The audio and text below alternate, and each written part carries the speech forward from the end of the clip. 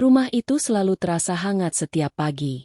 Aroma kopi bercampur suara sendok beradu dengan piring menjadi musik pembuka hari yang menenangkan. Ratna, seorang wanita parubaya yang anggun, duduk di meja makan sambil mengaduk teh hangatnya.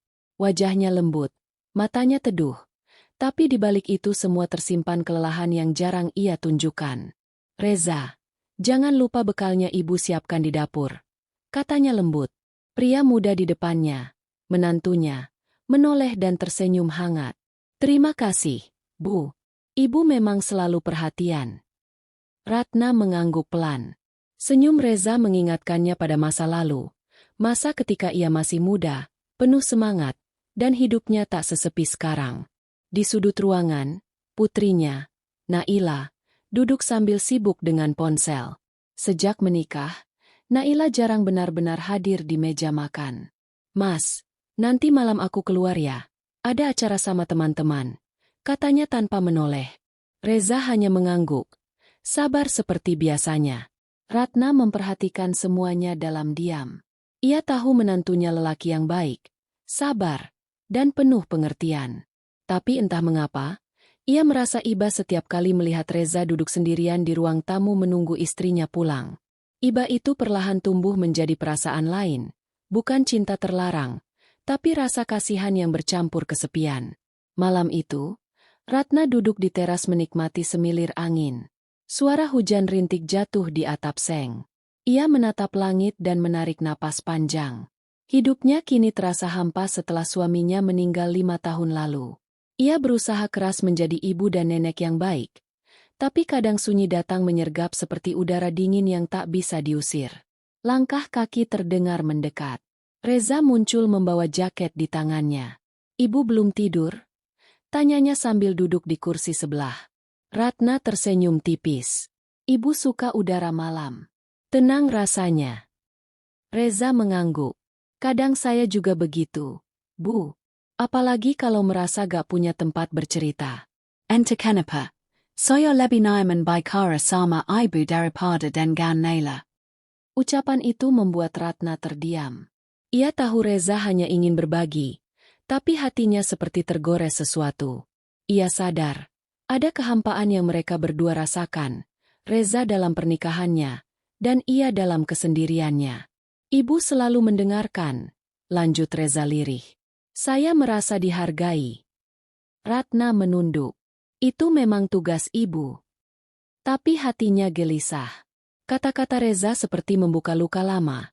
Luka karena merasa tak lagi berarti bagi siapapun. Malam itu Ratna tidak bisa tidur. Ia memandangi bayangan dirinya di cermin dan bertanya, "Apa yang sebenarnya aku cari?"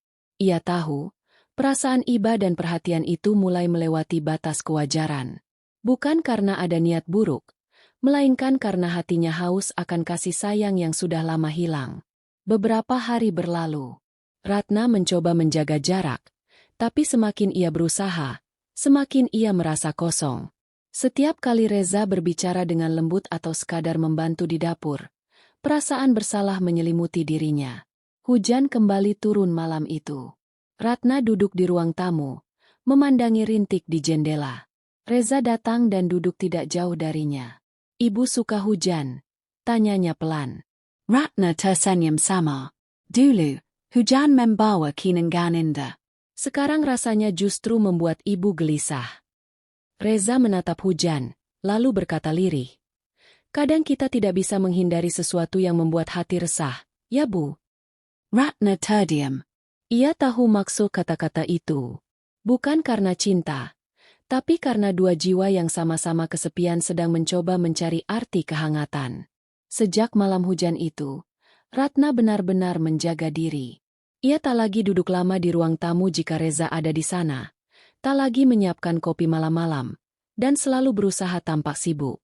Ia tahu, kedekatan yang terlalu sering bisa menimbulkan salah paham, baik bagi orang lain maupun bagi hatinya sendiri. Namun Reza mulai berubah. Ia lebih sering pulang larut, tampak lelah dan dingin. Ratna tahu, bukan karena marah, tapi karena pria itu juga sedang berusaha menjaga jarak, sama seperti dirinya. Mereka seperti dua orang yang berjalan di tepi jurang, sadar bahwa langkah kecil saja bisa membawa pada kehancuran. Suatu sore, Naila pulang lebih cepat. Ia menatap ibunya dengan ekspresi penasaran. "Ibu, akhir-akhir ini kelihatan beda." Ibu sering melamun. "Ada masalah?"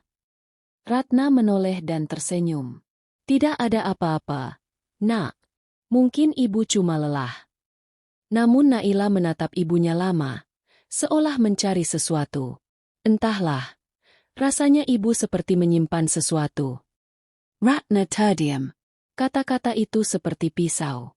Ia sadar, sekecil apapun perubahan sikapnya bisa terlihat oleh anaknya.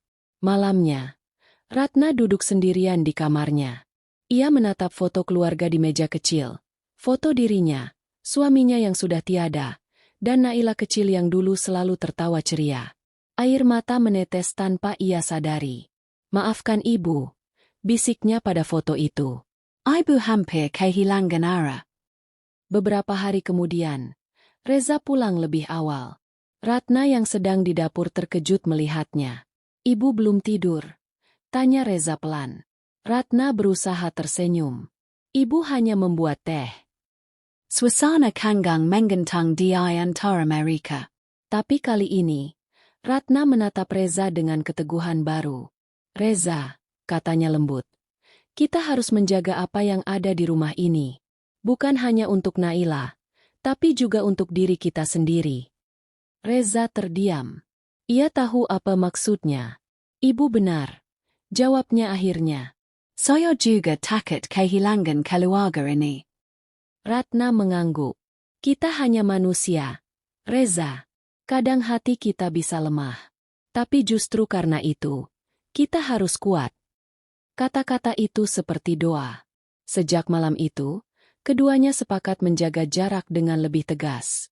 Reza mulai menghabiskan lebih banyak waktu dengan Naila, mencoba memperbaiki hubungan mereka. Sementara Ratna kembali sibuk dengan kegiatan sosial di lingkungan sekitar, mengajar anak-anak mengaji, memasak untuk tetangga, dan menemukan kembali makna hidupnya di luar rumah. Hari demi hari berlalu. Rumah itu kembali terasa hangat, tapi dalam kehangatan itu masih ada luka kecil yang tak terlihat. Luka karena perasaan yang pernah hampir melangkah ke arah yang salah. Luka karena kesepian yang hampir menelan batas moral. Suatu pagi, saat matahari menembus tirai dapur, Ratna melihat Naila dan Reza tertawa bersama di meja makan. Untuk pertama kalinya setelah sekian lama, ia merasa damai.